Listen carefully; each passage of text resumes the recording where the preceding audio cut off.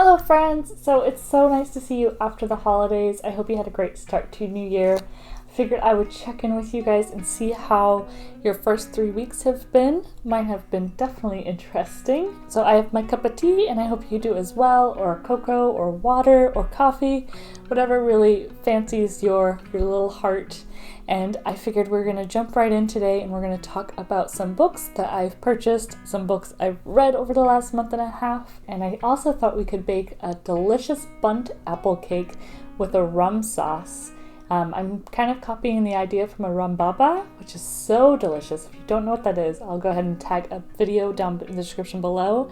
I don't have a recipe for it, but they're really great. But I figured I would take the sauce, which is a rum sauce, and put it onto an apple bundt cake. If you're not into rum or have kids around, you can also do a caramel sauce and it's just as delicious. So we are going to bake a delicious cake today. We're going to talk about some books, and I figured I would also maybe talk about my experience living here in Germany, how I've lived here, how my life has been here for 3.5 years. Just kind of a little snippet, and then if you guys want more information, we can talk about it later. So let's go ahead and jump into our books first. So I'm going to talk about the ones I've read already.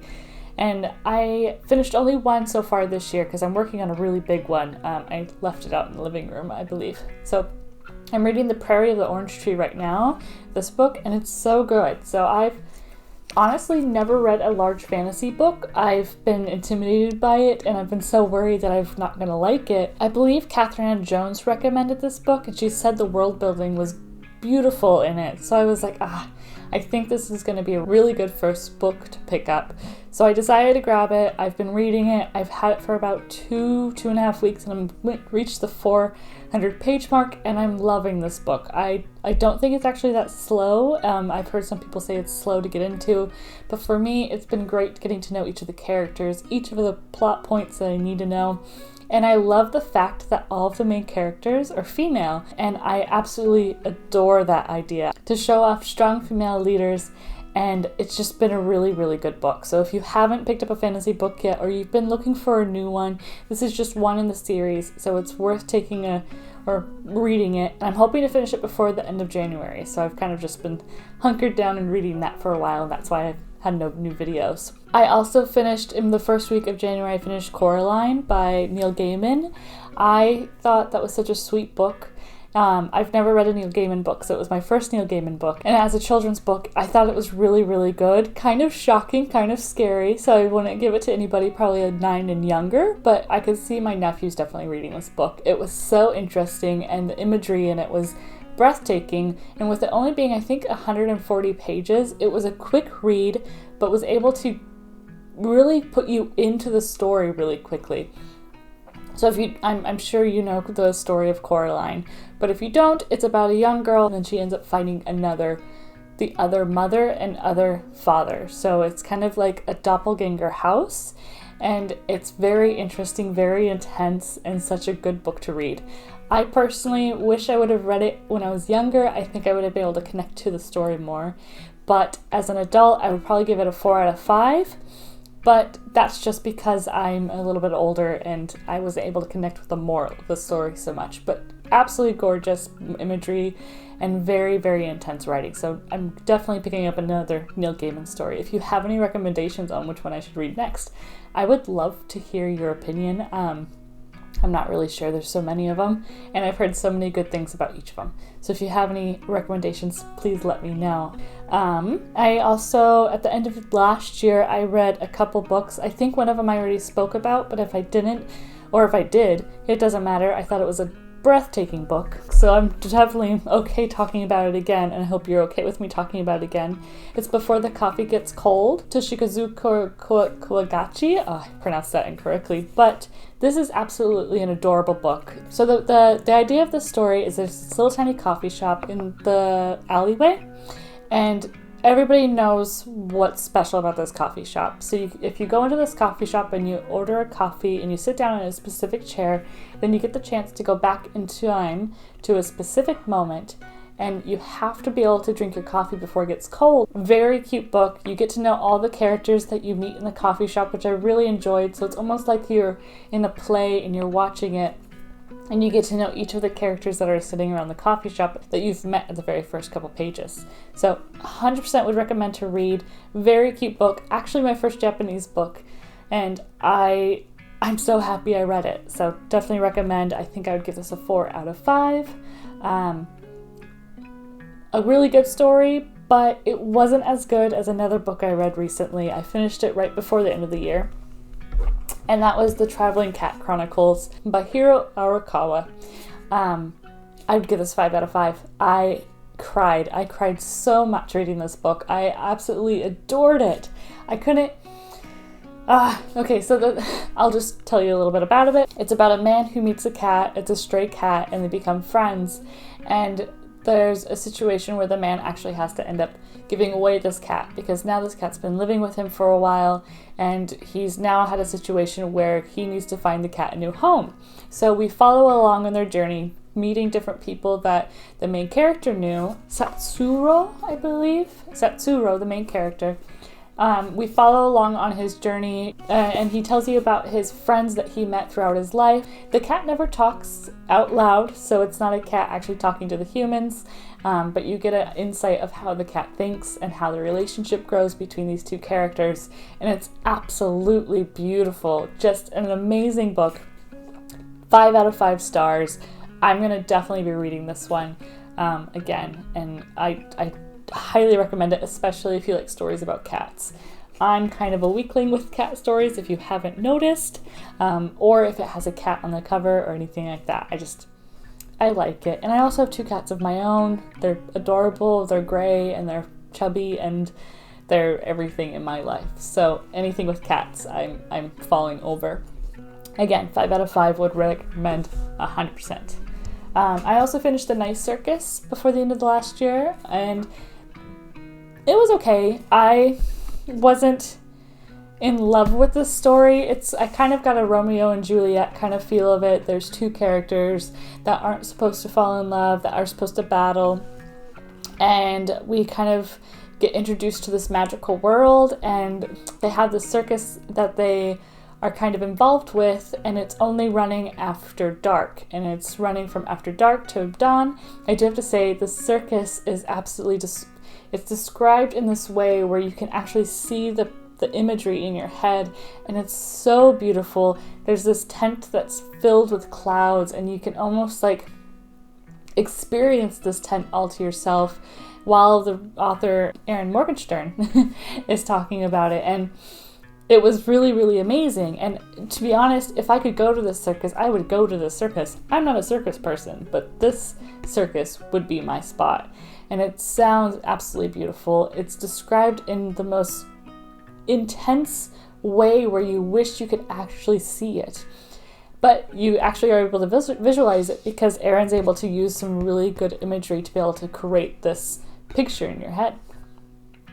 So I really, really liked this book in the sense of the imagery that Erin was able to create. But I thought it was kind of boring, to be honest. I never felt like I was connected to the characters. I felt like I was just kind of following behind the characters and watching them live their life, but never really getting to know them. It was like they're just an acquaintance and nothing more. And so I think that's where I lost myself a little bit. I was never able to connect to the characters as if they were my friends. And maybe that's a me problem and not a book problem, but I really like to connect to my characters in the books, and I was just unable to connect to the 2 main characters in this one. Really interesting story. I really liked the idea of it. I just wish I was able to feel more heartache, I guess, for the 2 characters. So interesting, lovely. Ending was interesting as well. I'd probably give it a 3 out of 5 stars. Worth reading if you like a good Romeo and Juliet story and you like some imagery. So honestly, those are all the books I've read at the moment. I know that doesn't sound like very many, but I'm not gonna lie, The Prairie of the Orange Tree is taking up a lot of my time. It's because I'm reading it slow and enjoying it and making sure I understand all the little parts that are moving in it. So I've really enjoyed the books I've read so far, and I'm excited to see what this year has coming. I'm actually really excited because Plant-Based Bride does a book journal, and it's kind of like a bullet journal, but it's instead focused on books and the books you read, and then you can write about kind of giving a short summary of these books so you can go back and remember what was you liked or didn't like about these books. And I'm just going to pull it out so you can see it. So I got this one from Archer and Olive. I actually ordered it from the US, which took a bit of time, but it was totally worth it. The pages are really thick, so I'm able to actually paint on them or glue things to them. I've been really working on bullet journals the last couple years, and I'm really excited to start a book bullet journal to keep track of the books I'm reading. So on my January spread, I was able to paint a little door, and I thought each month I'm going to do a new door. If you want to see the rest of the spread, I actually made a short. I'll post it in the description below if you want to kind of do a flip through with me. But I figured each month I'm going to do a door theme where it's like you're walking into my mind of books. But if you want to follow along, Plant-Based Bride does an amazing tutorial on how to create a book bullet journal. Now let's go ahead, before I talk about the books we've bought over the last couple of weeks, month and a half, let's go ahead and make some cake. So again, we're going to be making an apple bundt cake with a glorious rum glaze on top, or you can do a caramel glaze if you like. Super easy peasy. Chop, chop, chop, put it all in a pot, or not a pot, put it all in a bundt pan, bake it, and it smells really delightful. So let's go ahead and jump to the kitchen, and I'll see you guys soon.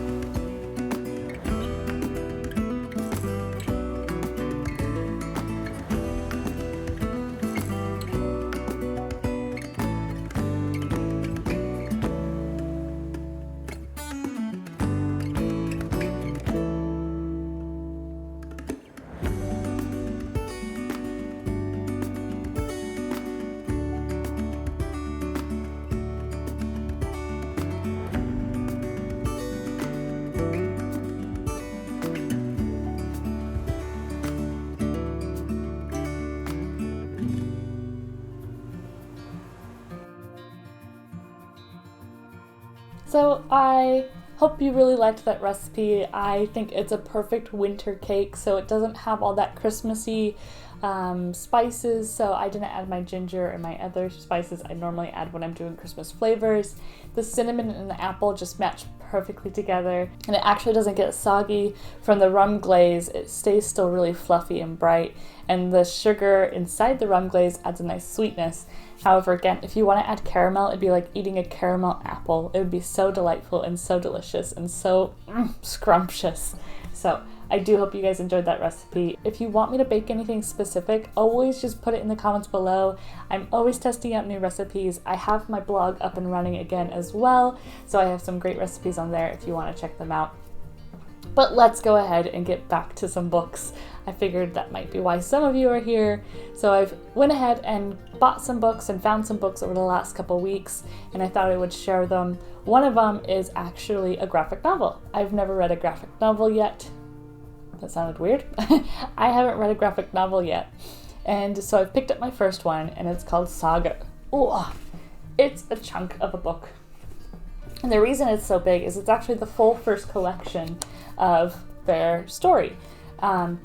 Honestly, the only reason I bought this book was because there is a cat. Yes, a cat. And the cat can tell when people are lying, and I thought that sounded really entertaining. But now that I've got this book, the pictures in this look absolutely gorgeous. Like, let me make sure. There's some rated R stuff that's not okay for YouTube, so I'm trying to find something on here that's actually okay. So the art in this is just absolutely gorgeous, and I think it's going to be a really interesting read, and I'm really excited to kind of pick this up on a long weekend and just enjoy it for what it has. We also have another graphic novel called Fable. It's my partner's, but he said he thought I would really like it because I kind of like the Disney, like I just finished Once Upon a Time, so we thought maybe I would actually really enjoy that. I would actually really enjoy Fable as well. But I figured Saga would be a fun one to start since it has a talking cat, or kind of a talking cat, a cat that can tell if people are lying. So I'm really excited to start this one. And then we have The Hungover Games by Sophie Haywood. This sounds really interesting. It's supposed to be kind of a comedy, dark comedy book. It's about a woman who has a baby kind of at a really young age, and she doesn't really know what she's doing, and it's kind of her story and how she's handling that. And I kind of needed a funny book. I don't really know if it's going to be funny. I don't know how I'm going to react to this one, but I think it's going to be a really interesting story nevertheless. So I'm excited to read this one. Another one we've picked up recently, I have read a book of poems back, I think, in high school or college, and I think Jack Edwards recommended this one, another YouTuber, and it's The Night Sky with Exit Wounds by Ocean Vuong, and I think this is supposed to be one of his better poem collections, and I'm looking forward to reading this. It's supposed to be really kind of breathtaking, really well written, and I'm hoping as somebody who doesn't read poems very often, I can connect to them really, really well. But again, I don't know how I'll do. I think this will be a really quick read in the sense of I don't think it's going to take me hours, but I do want to sit down and actually kind of take in the poems and really enjoy them for what they are. So I'm very interested in this one, and I think it can introduce me into the world of poems, and I hope I really enjoy it. And then we have another Ocean Vuong book, On Earth We're Briefly Gorgeous. So the hard part is that I haven't read anything from Ocean Vuong, but when somebody recommends an author and recommends his writing and recommends his stories, I just want to read all of what they write so that way I can see how my opinion kind of correlates to those opinions. And this one is supposed to be just absolutely breathtaking and just a heart-wrenching story of a man who's writing these letters to his mother, and it's about his life and his growth and their lives together as they were growing up, and it's about a single mother who took care of her child, and it goes over this whole identity of what it is like growing up as a young boy with a single mother. Also, they're from Vietnam, and they've now moved to the US, and it's just supposed to be a heart-wrenching story. So I'm really excited to read this one. I'm most likely going to cry. but maybe not. We'll see. This one was a Christmas present, so it's not really a book that you sit down and read, but it is a book, and it's Was blüht denn da? So this is a book about actually plants that are growing here in Germany, and I've really enjoyed kind of wandering around and looking at different flowers and plants during the spring and summertime, also during the fall if we can find them. And then we also have some evergreens here, and I've really enjoyed figuring out what kind of evergreens we have. So we've been able to find a Douglas fir, which I was kind of surprised about. But what's really cool is down the road from us, there's this park, and the park has planted trees from all over the world. And so you can find the redwood forest pines there, which are absolutely gorgeous, and they're not as big as in the redwood forest, but they're really, really, really pretty. And then you also have different types of maples. They're not hazelnuts. They're not acorns. They are chestnuts, chestnut trees. So it's kind of cool to wander through there, but this is all about German plants. So I'm really excited for the spring to wander out up towards the lakes that we have around the corner and just kind of see what I can find. I've been able to figure out what a snowberry plant looks like and where they grow. And it was actually really easy because the berries look like little snow kind of blobs, and there's a little black dot in the bottom of the berry. So that was really fun. Maybe I'll go for a walk with you guys and we can kind of figure out some plants together. But really, really excited for this one. And then I was at a secondhand shop a couple weeks ago. What's great about the secondhand shops here is the English section is normally really small, so I have to actually choose from the small selection we have, and I can't go further from that. Sometimes I can pick up a German book, but it has to be a German book that I feel confident about. I read The Little Prince in German last year. I got it for Christmas, and it took me a really long time because I have to actually read it, understand what it's being said, and then if I don't know a word, I have to look it up. And that's also actually in my bullet journal. I want to read a couple more German books this year, so that's my goal. But what I was saying is the secondhand shop has only a few English books, so I was able to find a couple, and I was really excited because they only cost a couple euros. One's Becoming Jane Austen by John Spence. This is a biography of Jane Austen, which I'm really excited to read. I read a ton of her books in my Victorian literature course when I did in university, and it's just I want to be in her brain and understand how she writes and understand her life, and I know for sure her life was not easy, and it just sounds so interesting to actually read about it. This is, I think, a course book, so this is supposed to be for a literature course, but I thought, just because I'm not in university doesn't mean I can't read like a text-like book. So really excited to read about Jane Austen. I have a couple books of hers as well that I want to reread because it's been about 10 years since I've read them. And then I found the best maritime short stories. This is a collection of Canadian writers' short stories, so it's not just one author. There's quite a few of them. There's a lot of authors. So this is a collection of different short stories, some that are supposed to be really kind of breathtaking, and it's just a collection of short stories from Canadian authors. And I thought this was such a great little tidbit of Canadian writing, and I think it'll be really interesting. And yeah, why not? And then there is a German book I picked up. I found one German book, and it's a children's book. And I don't care if I'm judged because I just thought this looks so cute.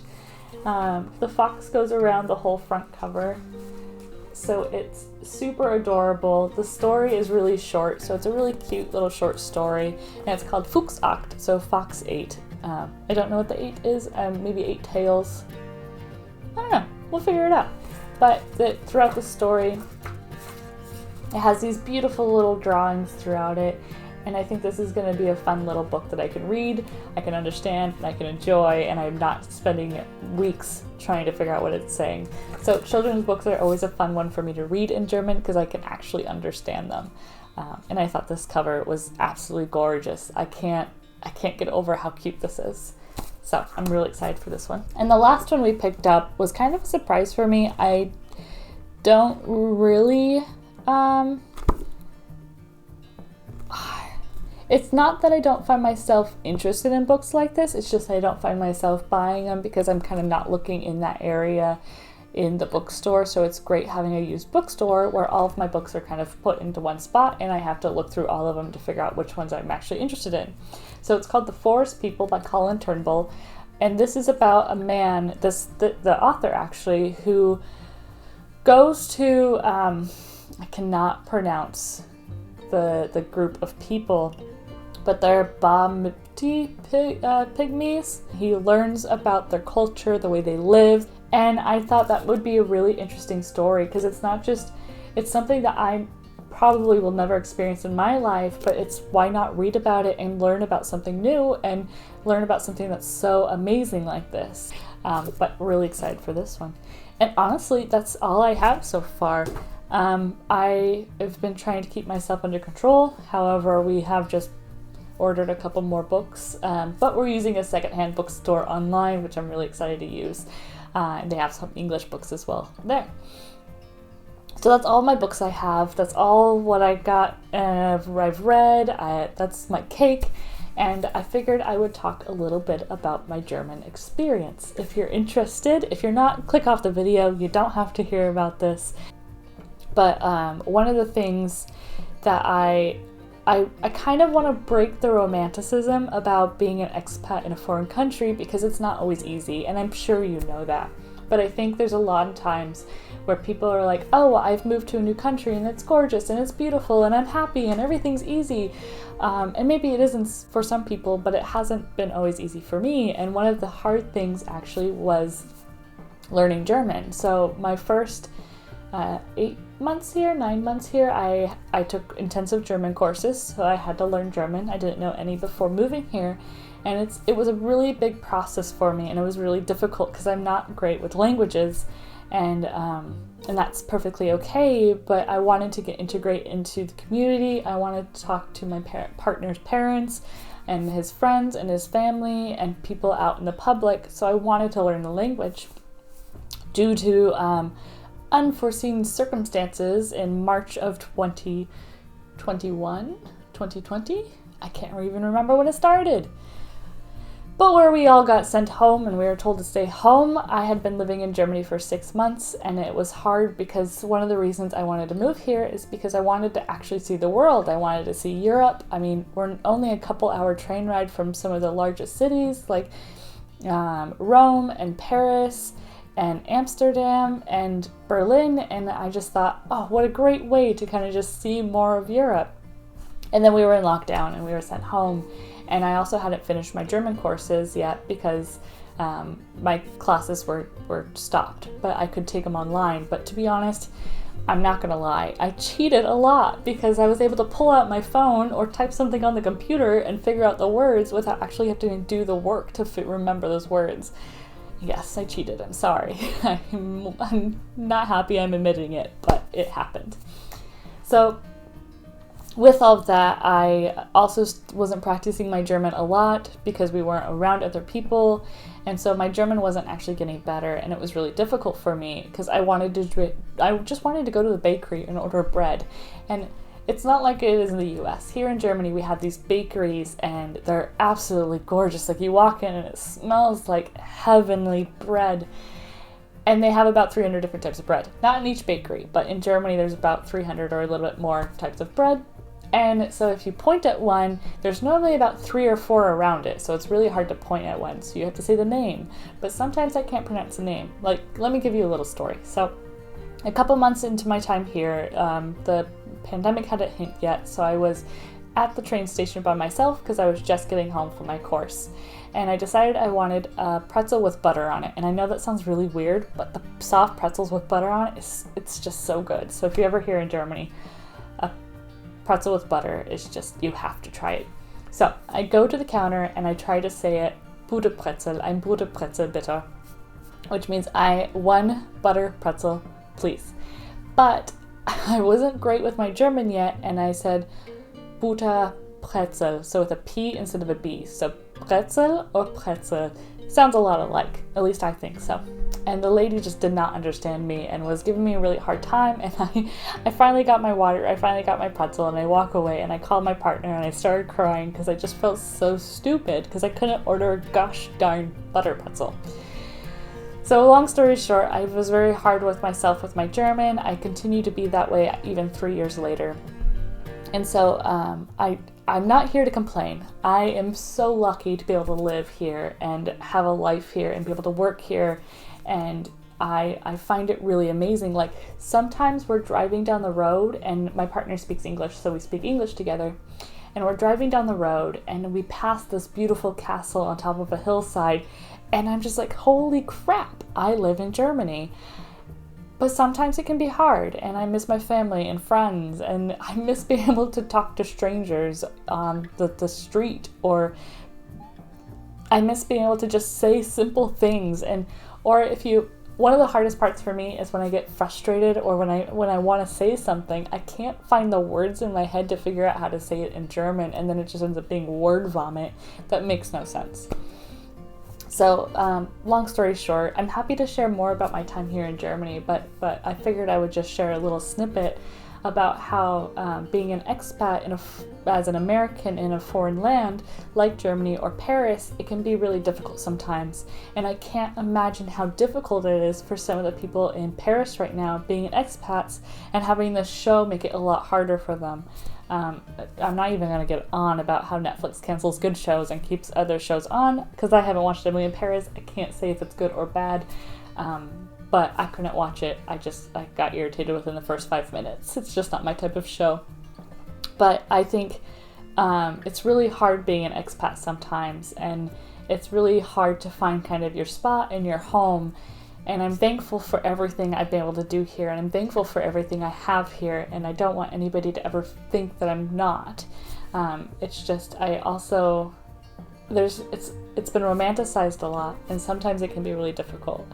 And it's amazing, but difficult, just like a lot of things. I mean, the Prairie of the Orange Tree is amazing for me, but also difficult.